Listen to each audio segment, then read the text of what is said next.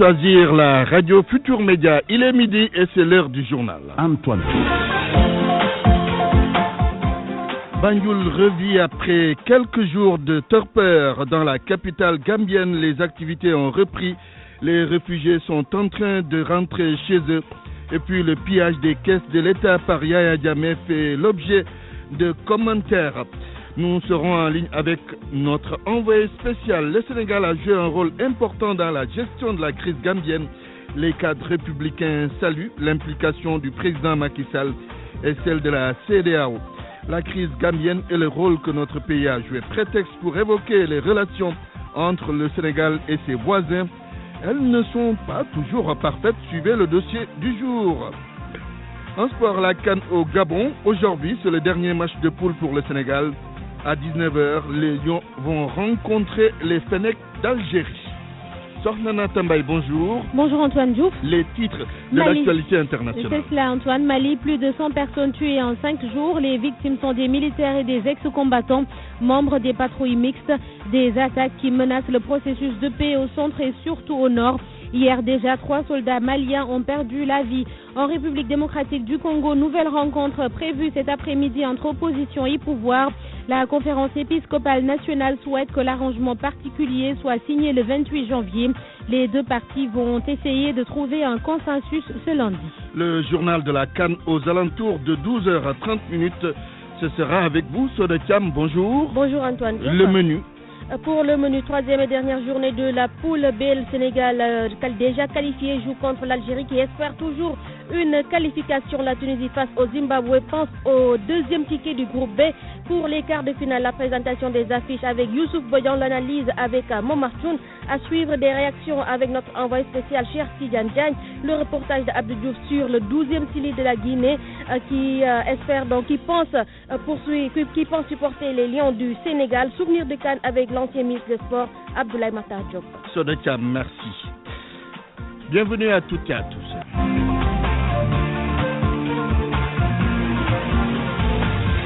Antoine Diouf. Mesdames, Messieurs, bonjour. Direction Banjul, Jomaron, bonjour.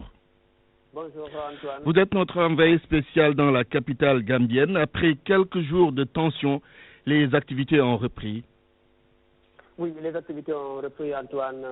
Dans les entreprises, vous allez voir des personnels, des travailleurs aujourd'hui qui ont repris les activités. Tout marche bien maintenant, comme si de rien n'était, malgré la peur qui était installée ici à Banjul, en Gambie, d'une manière donc générale. Aujourd'hui, le tour que nous avons fait dans quelques services, nous avons constaté que toutes les activités ont repris et que ce qui était considéré hier comme la peur a laissé la place maintenant à la joie. Vous voyez rencontrer des Gambiens qui discutent à haute voix et auparavant, ils n'osaient même pas prononcer le nom de Yaya Jammeh. Maintenant, sur toutes les lèvres, vous entendez que les gens disent, voilà, nous sommes très contents, Jammeh est parti. Maintenant, ce qu'il faut, c'est tout simplement travailler pour le développement de la Gambie. Oui, il y a aussi les nombreux réfugiés qui rentrent au Bercail. Vous l'avez constaté? Oui, hier déjà, à l'embarcadère, c'était des milliers de déplacés. Vous voyez des sacs sur le dos, des valises un peu partout qui ont été amenées. Les déplacés sont revenus. On constate déjà que c'était par milliers. On estime à 40 000 déplacés, selon des chiffres que nous avons eu sur place. C'est des Gambiens qui avaient fui le pays. Ils sont revenus hier et beaucoup, jusqu'à présent, ils continuent encore à regagner la ville, puisque pour eux, c'est la paix maintenant, c'est le calme, donc il n'y a plus maintenant raison de ne pas revenir dans ce pays. Ils sont là. Maintenant, le problème, c'est qu'à l'embarcadère, hier, il y avait certains qui étaient venus, ils n'avaient pas de moyens, ils n'avaient pas de l'argent pour rentrer chez eux, parce qu'il y a certains qui habitaient dans des régions un peu lointaines de Banjul. Et les secours, le retour s'était organisé. Il y avait quelques bonnes volontés qui avaient dégagé beaucoup de moyens pour pouvoir transporter ces gens-là chez eux. Oui, et beaucoup de commentaires, Jomaron, pour terminer, sur ces informations selon lesquelles Yaya Jammeh a pillé les caisses de l'État gambien.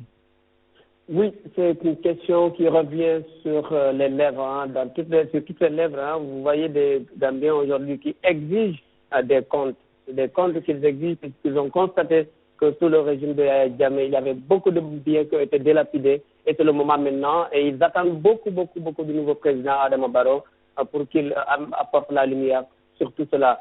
Il y a certains qui ont vu leur maison donc confisquée par le régime. Ces gens-là veulent encore rentrer dans leur droit, ils veulent encore reprendre leur maison. Maintenant, comment cela va se faire? C'est la principale question qui se pose ici. Pour eux, le régime de Yahya Jammeh a enrichi certaines personnalités, mais le bas peuple a trop souffert sous le régime de Jammeh. Et maintenant, ils ont l'espoir que Adama Barrow fera tout pour que les activités reprennent, pour que les travailleurs gambiens au moins gagnent leur vie d'une manière très digne. Jo Maron, merci. C'était notre envoyé spécial à Banjul. C'est la décrispation en Gambie, mais aussi le soulagement après le départ en exil du président Jammeh. La crise post-électorale qu'a traversé ce pays a connu une solution sans violence. Et réagissant à tout cela, dans un communiqué, la convergence des cadres républicains a salué le dénouement qu'a connu cette crise, mais aussi l'implication de la CEDEAO et le rôle qu'a joué le président Macky Sall. Écoutons à ce propos Ibrahim Mandao, membre du comité scientifique de la CCR. Il est avec El Hadj Ndiogoudjen. Avec ce dénouement heureux, cette situation vient confirmer quand même son leadership. Parce que grâce à une diplomatie proactive dès les premiers jours, le Sénégal a su mobiliser toute la communauté internationale pour adopter une position commune. C'est le respect des suffrages du peuple gambien souverain. Je pense que c'est à saluer, c'est à soutenir.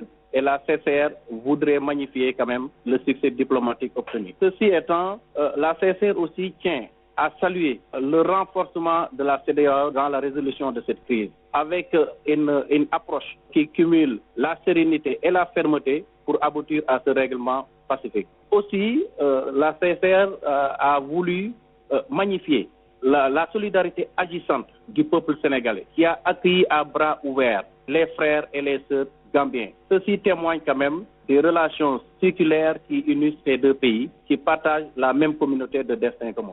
Le Sénégal s'est fortement impliqué dans la crise gambienne.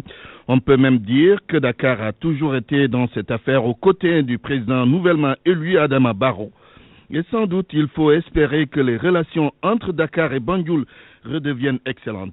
Qu'en est-il de nos autres voisins? Des relations normales, mais pas parfaites. D'après le politologue Yoro Dia, ces pays développent un complexe d'infériorité à l'égard du Sénégal. Pour cette raison, l'État du Sénégal doit être ferme et vigilant. Quant au diplomate Seydou Nourouba, il soutient que le Sénégal a toujours été dans une logique de bon voisinage. Dossier El Hadj Ndiogoudjen. Alors que le Sénégal, aux côtés de la CEDEAO, s'est donné corps et âme depuis le début dans la crise post-électorale en Gambie, les présidents guinéens et mauritaniens sont entrés dans la danse au dernier moment pour négocier le départ de Yahya Jammeh. Une situation qui témoigne, d'après le journaliste politologue Yoro Dia, d'une certaine méfiance et d'un certain complexe du premier cercle des voisins du Sénégal. On a des voisins, qui se méfient de nous, qui font du masla avec nous. Sinon, on ne peut pas comprendre que la CEDEAO ait mandaté Buhari et Ellen Johnson Sirleaf pour régler le cas et que le président mauritanien et que le président guinéen entrent par infraction dans le processus pour celui que j'ai toujours qualifié comme étant le plus grand ennemi du Sénégal. Ça remonte à la colonisation, ça remonte à ce qu'on appelle les questions sénégalaises, mais ça remonte aussi à des histoires beaucoup plus personnelles. Le fait que le Sénégal ait toujours été présenté comme une exception, à mon avis, ça n'a pas toujours plu à nos voisins. Nos voisins peuvent en vouloir au Sénégal, mais notre pays s'est toujours inscrit dans une diplomatie du bon voisinage, précise l'ancien ambassadeur Seydou Nourouba. Qu'il y ait une compétition au niveau des leaders, mais la compétition, elle est toujours bonne. Mais le Sénégal n'a jamais été pour l'usage de la force, mais c'est plutôt pour l'usage de la conviction. Il n'y a pas véritablement parlé de conflit ni de rivalité. Diplomatie, oui, mais une diplomatie de la fermeté, d'après Yoro Dia, le journaliste préconise ce qu'il appelle la teranga armée. Restons ouverts, restons panafricains, mais soyons sur nos gardes. Et la meilleure façon de rester sur nos gardes, c'est ce qu'on a aujourd'hui fait en Gambie, ça veut dire en montrant les capacités militaires du Sénégal. Le Sénégal est un pays de la teranga. Tout le monde est d'accord là-dessus, mais il faut que le Sénégal ait une teranga armée. Entre le Sénégal et ses voisins immédiats, ce n'est pas toujours la parfaite entente, même si notre pays joue diplomatiquement le jeu pour une cohabitation pacifique et harmonieuse. Il est 12h09, vous suivez le grand journal. RFM 94.0, la radio en puissance. La radiothérapie de l'hôpital Aristide Le Dantec toujours en panne, alors qu'il suffit d'un petit effort de la part des autorités pour régler le problème et soulager les nombreux malades du cancer. Malheureusement, on laisse la situation perdurer et on fait des dépenses de prestige. Les incohérences de l'État du Sénégal dans ce commentaire de Babacar Fall. Les succès diplomatiques du président Macky Sall sont l'arbre qui cache mal la forêt d'urgence sociale dans son pays. Nous passerons aujourd'hui sous silence les autres priorités ignorées volontairement apparemment par le gouvernement pour nous arrêter sur cette scandaleuse affaire de machine tombée en panne à l'hôpital Aristide Le Dantec de Dakar. Cet appareil de radiothérapie, c'est le seul dont dispose le service public. Chaque année, sous le coup de la vétusté, elle tombe en panne et ne résiste plus aux inacceptables rafistolages. En avril dernier, quand cette machine si utile aux malades du cancer avait arrêté de fonctionner, les autorités avaient promis d'en acheter une de plus moderne, le prix 2 milliards de francs CFA. Non, ça ne coûte pas cher. Ça ne coûte pas cher si le président du Sénégal est en mesure d'acheter à coût de centaines de millions de francs CFA des droits télé pour la Guinée-Bissau pour permettre à nos voisins de regarder la CAN de football. Qu'on ne nous parle surtout pas de raisons géostratégiques. Même la Guinée-Bissau aurait besoin de cet argent ailleurs que dans des histoires de diffusion de matchs de foot. Le sens des priorités, Macky Sall ne connaît pas. Le prestige, oui.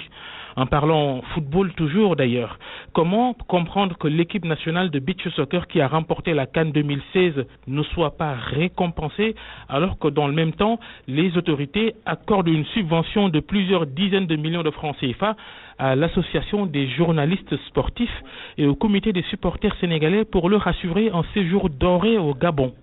C'est fou ce régime. 12h12, insécurité au Maris. Dans ce quartier résidentiel de Dakar, des cas d'agression et de vol sont enregistrés de façon très fréquente, ce qui pousse les populations à demander un poste de police pour leur sécurité. Un reportage de Cheikh Tidiane Sarr.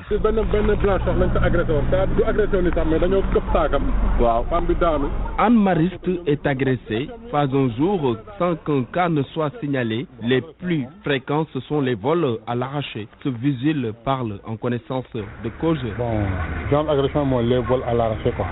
Les agressions les plus fréquentes ici, ce sont les vols à l'arraché, c'est-à-dire les hommes qui sont dans des motos, la plupart ils sont deux.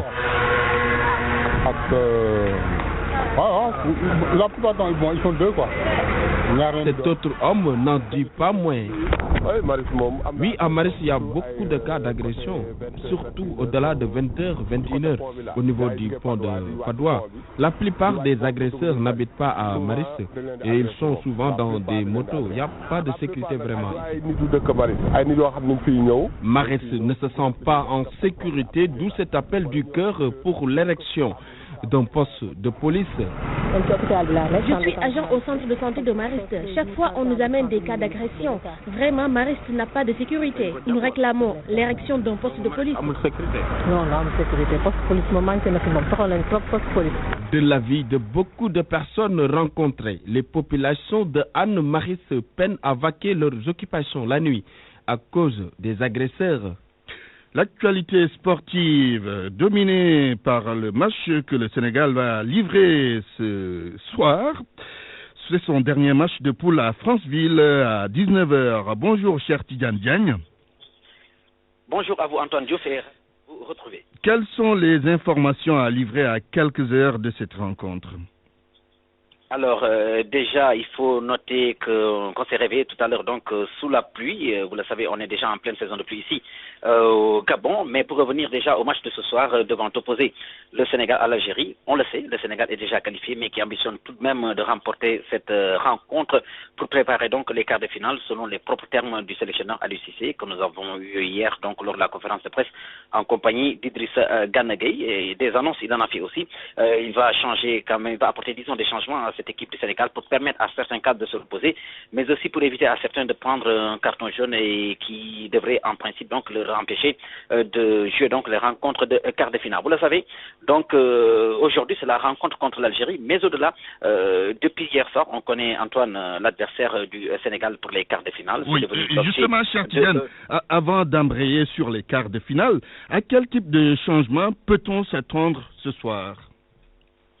Voilà, certainement au niveau de la défense, Aliou Cissé va apporter des changements. Il n'a pas en tout cas apporté de précision sur les jours qui vont prendre donc ses places, mais c'est sûr que parmi les remplaçants, ceux-là qui n'ont pas encore joué, il y aura certains qui vont venir au niveau de la défense. Peut-être Kalidou Koulibaly, je pense bien qu'il sera reposé puisque là il est sous la menace d'un carton jaune qui pourrait très certainement lui empêcher de jouer donc pour les quarts de finale. Dans l'entrejeu, à coup sûr, il va apporter des changements avec l'arrivée de Pape Kouli Diop, entre autres devant aussi. Certainement il y aura des changements.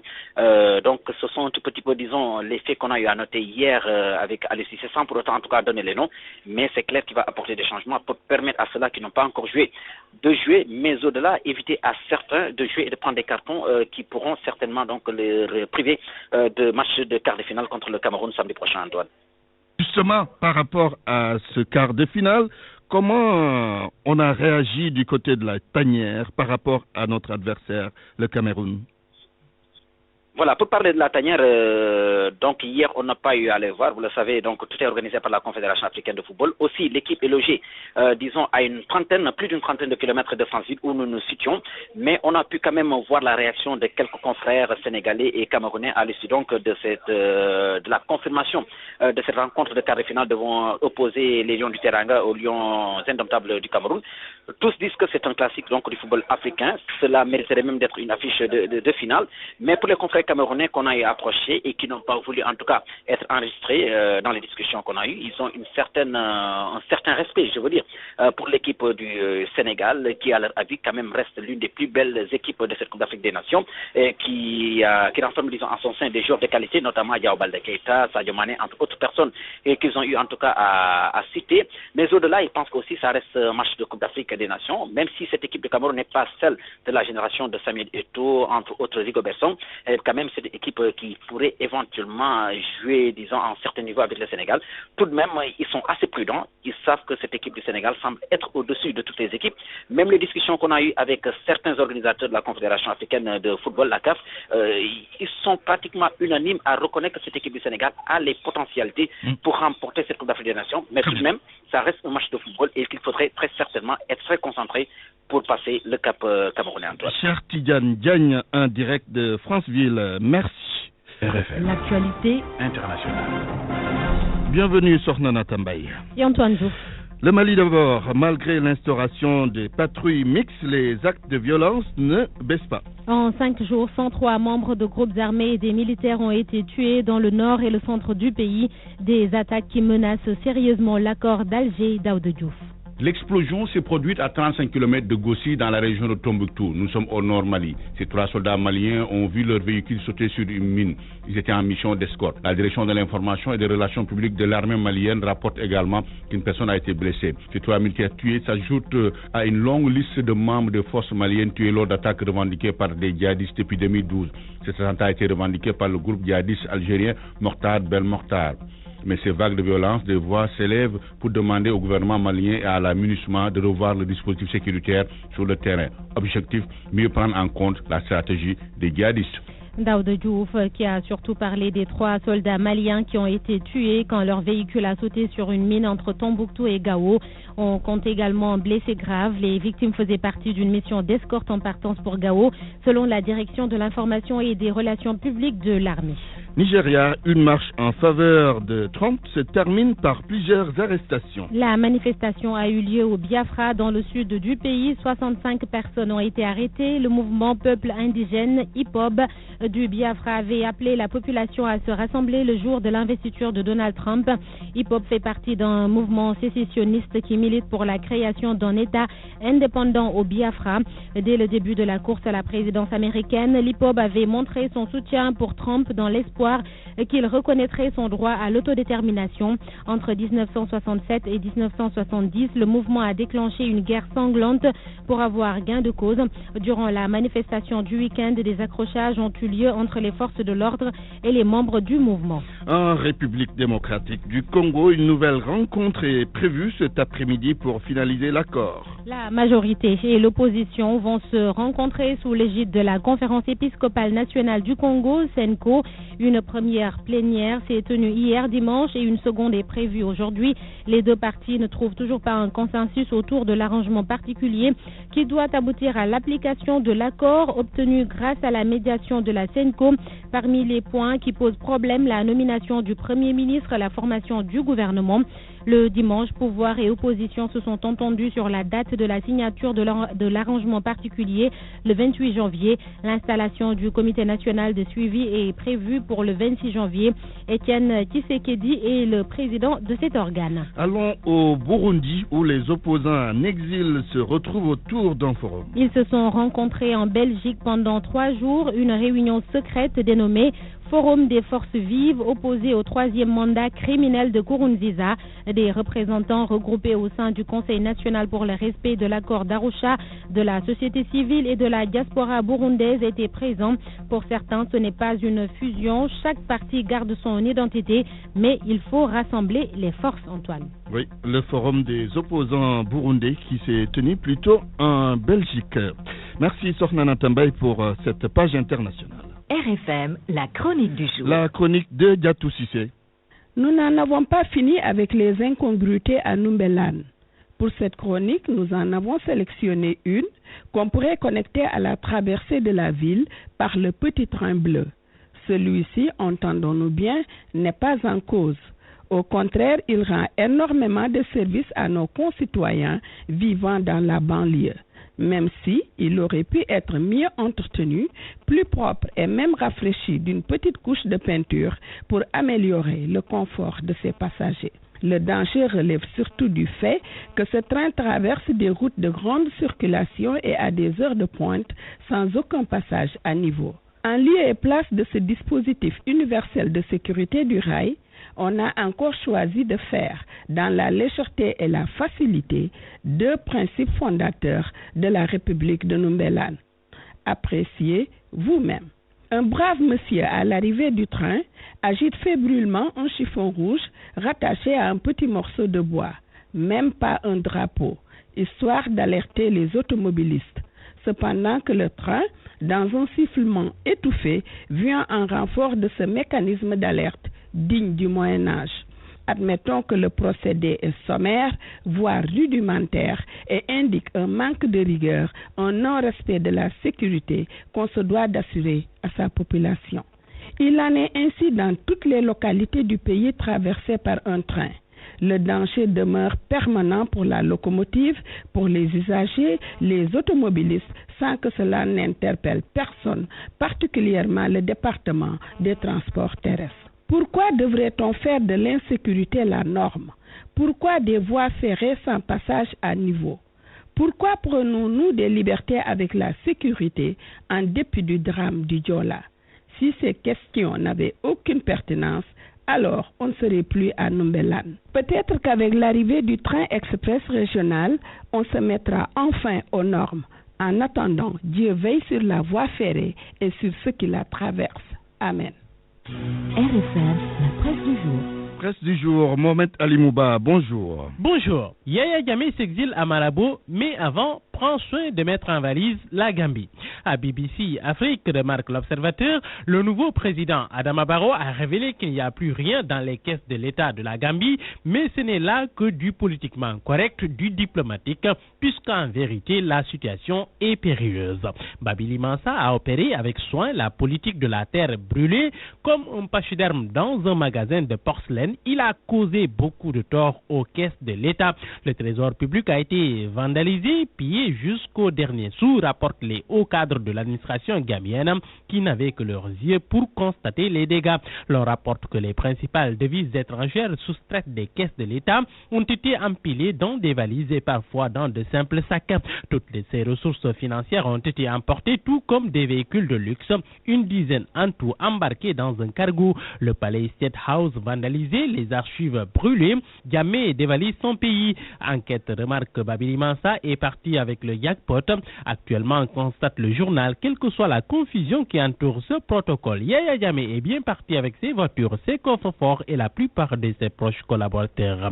Parmi ces derniers, le général Saoul Badji, le commandant de la garde présidentielle et pilier de la mainmise de Jammeh sur le centre névralgique de l'armée. Il y a aussi Oumpa Mendy, le responsable de sa protection rapprochée, la jeune dame Jimbe Jammeh, estampillée officier du palais, mais considérée comme une troisième main du dictateur dans beaucoup de ses manœuvres et dans sa vie privée très tumultueuse. L'aide de camp de l'épouse de Jammeh est parmi ceux qui sont partis. Tout ce beau monde, relève le journal, a quitté samedi Banjul avec leurs familles entières. Destination finale Guinée équatoriale. Mais question, comment le dictateur a-t-il fait pour embarquer avec les finances du pays? Lui a-t-on garanti une parfaite impunité? L'accord qui a abouti au départ de Jammeh, estime les Échos, a été négocié lors des pourparlers dits de la dernière chance par les présidents Condé et Aziz. Dans ces grandes lignes, il stipule que le dictateur obtient le statut d'ancien chef d'État et conserve un certain nombre d'avantages. Pas de chasse aux sorcières, garantie de sa sécurité et celle de ses proches. C'est vrai que Jammeh a fait des propositions, mais ce sont des desiderata. Personne ne les a signées. Elles sont nulles et de nul effet, tempête Mankerniaï, le ministre des Affaires étrangères du Sénégal. Jammeh et le communiqué de la CEDEAO lui accordant l'amnistie et des faveurs. Libération parle d'histoire secrète d'un faux. C'est qu'aux yeux du confrère Alpha Condé et Abdou Aziz n'ont pas joué franc jeu. Ils se sont livrés à un comportement pour le moins troublant. La preuve, ce communiqué qui porterait la signature de la CEDEAO est publié quelques heures après le départ de Jammeh de la Gambie. Du coup, remarque Réumi, Barrow pas en phase avec la CEDEAO et l'ONU. On ne lui garantit rien, assure le nouveau président de la Gambie. Commentaire de Vox Populi Gambie le jour d'après. Et enfin, la fin d'une époque. Il y a de quoi pour Barrow, n'eût été le décès de son fils, d'esquisser quelques pas de danse. Mais Barrow devra faire preuve de tact pour recouvrer tous les biens dissipés de la Gambie sans trop aller troubler la quiétude de l'ex-président exilé. Il faut qu'on le reconnaisse, le dictateur a des pions et des espions partout et il doit manœuvrer en fonction de cela. Sucré salé du quotidien de dire que Jammeh ne sera pas trop dépaysé là où il se trouve. Il pourra donc s'y mouvoir à son aise sous la griffe protectrice de son oncle ou bien dictateur comme lui. Et puis qu'en 2017 Sénégal-Algérie, la balade des lions avec les Fennecs implore l'observateur. Cissé va faire tourner son effectif face à une Algérie affaiblie selon le confrère. Sénégal-Cameroun, c'est l'autre affiche d'écart. Un duel de feuves trouve le journal. Bonne lecture à tous. Merci Mohamed Ali Mouba. La météo avant de boucler cette édition. Un ciel ensoleillé, voire dégagé, va prédominer sur l'ensemble du territoire au cours des prochaines 24 heures. Un temps plutôt clément sera noté sur les localités nord et centre-nord du pays avec des températures journalières qui ne vont pas dépasser respectivement 31 degrés sur les régions du sud et centre.